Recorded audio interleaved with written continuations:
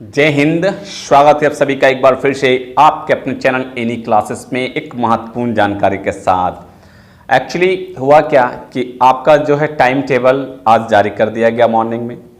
मैंने वीडियो बनाकर आप लोगों को बताया, ठीक है। फिर आप लोगों का कमेंट आना शुरू हो गया कि रूटीन समझ में नहीं आ रहा है, कैसे एग्जाम लिया जाएगा। मेरा साइंस है, बायो का कब होगा, मेरा कंप्यूटर है तो कब होगा, फिजिक्स है तो कब होगा, इम्प्रूवमेंट वाले का क्या, जो फर्स्ट टाइम फॉर्म फिलअप किए थे उसका क्या। तो आज मैं सारा जो डाउट है आपका वो क्लियर कर देता हूं। जो आपने क्वेश्चन पूछा था कि इम्प्रूवमेंट वाले का एग्जाम होगा या नहीं होगा, या फिर आपका ये बायोलॉजी है या आपका फिजिक्स है या आपका केमिस्ट्री है, तो किस दिन आपको एग्जाम देना है, ठीक है। सारा कुछ मैं आपको बता देता हूँ। सबसे पहले चलिए जानते हैं कि पहले रूटीन के बारे में। तो रूटीन जो आपका जारी किया गया है क्लास 12 वाले के लिए, क्लास 12 वाले का जो टाइम टेबल जारी कर दिया गया है, तो उसमें आपको 9 तारीख से लेकर 11 तारीख तक, ठीक, 9 से 11 आपका एग्जाम होना है। 3 दिन 3 डेज, ठीक है, 9 सितंबर से लेकर के 11 सितंबर तक, ओके। 2 पाली में, मतलब फर्स्ट सिटिंग में, सेकेंड सिटिंग में, ठीक है। 3 दिन 2 सिटिंग में, ओके। यहां तक क्लियर। 400 400 400, जी हाँ, याद कर लीजिए व्हाट्सएप नंबर, क्योंकि अब चाहे आपका मैथ्स का सवाल हो या फिजिक्स केमिस्ट्री बायोलॉजी का, आपके हर डाउट हर क्वेश्चन का मिलेगा तुरंत वीडियो सोल्यूशन, वो भी सीधा आपके व्हाट्सएप पर। बस अपने फोन में डाउटनेट का 8 400 400 400 व्हाट्सएप नंबर सेव कर लीजिए और चैट ओपन कीजिए। फिर जो भी आपका डाउट है उस सवाल की आपको बस फोटो खींचनी है, उसे क्रॉप करना है और 5 सेकंड में आपको उसका वीडियो सोल्यूशन मिल जाएगा। क्लास 6 से 12 IIT JEE NEET CBSE boards और सभी स्टेट बोर्ड्स के बच्चों के लिए। तो देर किस बात की, अभी जाइए और 8 400 400 400 पर अपना सवाल व्हाट्सएप कीजिए और अपने सभी डाउट्स को आउट कीजिए। लिंक डिस्क्रिप्शन में है। पहले देखते हैं कि 9 तारीख को जो आपका थर्सडे पड़ेगा, ठीक है। यहां पर आपका क्या लिया जाएगा, पेपर एंड सब्जेक्ट। तो क्या है, पेपर 1 में आपका कोर लैंग्वेज जो आपका इंग्लिश और हिंदी होता है। किसी का इंग्लिश कोर होता है, किसी का हिंदी कोर होता है। तो आप अपना देख ले कि आपका क्या है कोर लैंग्वेज। और साइंस एंड कॉमर्स के लिए, किसके लिए, साइंस एंड कॉमर्स के लिए कोर लैंग्वेज होगा। उसके बाद है फिर आर्ट्स और साइंस और कॉमर्स के लिए HNB प्लस MB, हिंदी भी इसी दिन लिया जाएगा, ठीक। कितने समय के लिए, तो ड्यूरेशन आपका क्या रहेगा, 1 घंटे का रहेगा। ड्यूरेशन क्या रहेगा उसमें, 1 घंटे का रहेगा, ठीक है। और उसी दिन आपका सेकेंड सिटिंग जो एग्जाम होगा वो क्या है, ये कोर लैंग्वेज जो है ENA। तो कोर लैंग्वेज किसके लिए फिर है, ये आर्ट्स के लिए कोर लैंग्वेज है। ये किसके लिए है, ये आर्ट्स के लिए कोर लैंग्वेज है। कोई दिक्कत, ये आर्ट्स के लिए है, ध्यान दीजिएगा, ये आर्ट्स के लिए कोर लैंग्वेज है, ठीक है। कितने बजे से होगा ये एग्जाम आपका, ये आपका एग्जाम होगा 2 बजे से लेके 3:15 तक, मतलब 1 घंटे का 15 मिनट का समय क्या दिया जाएगा आपको क्वेश्चन पढ़ने का, ओके। अब आते हैं 10 तारीख को। 10 तारीख को जो आपका है पेपर 2। तो पेपर 2 में क्या होगा, फिजिक्स है, केमिस्ट्री है, 2 सब्जेक्ट, फिजिक्स और केमिस्ट्री साइंस के लिए, प्लस अकाउंट है और BST। तो अकाउंट और BST किसका होता है, कॉमर्स का होता है। कितने तारीख को, 10 तारीख को, ठीक है। साइंस और कॉमर्स का, उसी में आप जानिए ड्यूरेशन कितना है, 2 घंटे का, 2 सब्जेक्ट रहेगा, 2 घंटे का होगा। उसके बाद पेपर 2 आ जाते हैं सेकेंड सिटिंग में। जो ऑप्शनल सब्जेक्ट है फर्स्ट सेकेंड एंड थर्ड, किसके लिए ये है, आर्ट्स के लिए। फर्स्ट सिटिंग में साइंस कॉमर्स, सेकंड सिटिंग में आर्ट्स के लिए। तो ऑप्शनल सब्जेक्ट क्या होता है आपका, नहीं समझ में आ रहा है, आगे जानिए ऑप्शनल सब्जेक्ट क्या होता है आपको, ठीक है।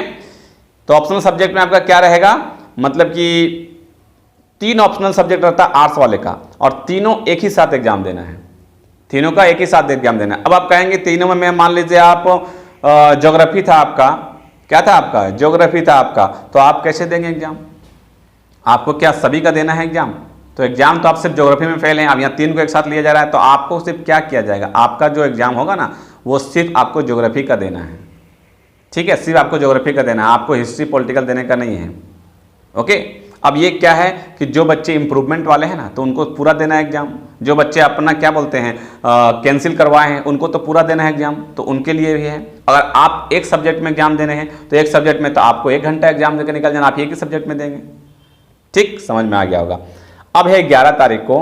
तो 11 तारीख को पेपर 3 होगा। जो ऑप्शनल सब्जेक्ट है उसमें से क्या है, साइंस के लिए और कॉमर्स के लिए। आपका जो ऑप्शनल सब्जेक्ट है 3 और 4, तो साइंस के लिए और कॉमर्स के लिए। तो ऑप्शनल सब्जेक्ट साइंस का जो है वो आपका होगा 11 तारीख को, ठीक है। और पेपर 3 सेकेंड सिटिंग में इलेक्टिव लैंग्वेज जो फॉर आर्ट्स के लिए, आर्ट्स का जो इलेक्टिव लैंग्वेज है वो पेपर 3 वो 11 तारीख को लिया जाएगा। कब लिया जाएगा? 11 तारीख को सेकेंड सिटिंग में लिया जाएगा। ठीक है, तो आई होप आप लोगों को समझ में आया होगा रूटीन। अब समझते हैं कि ऑप्शनल पेपर किनका क्या है।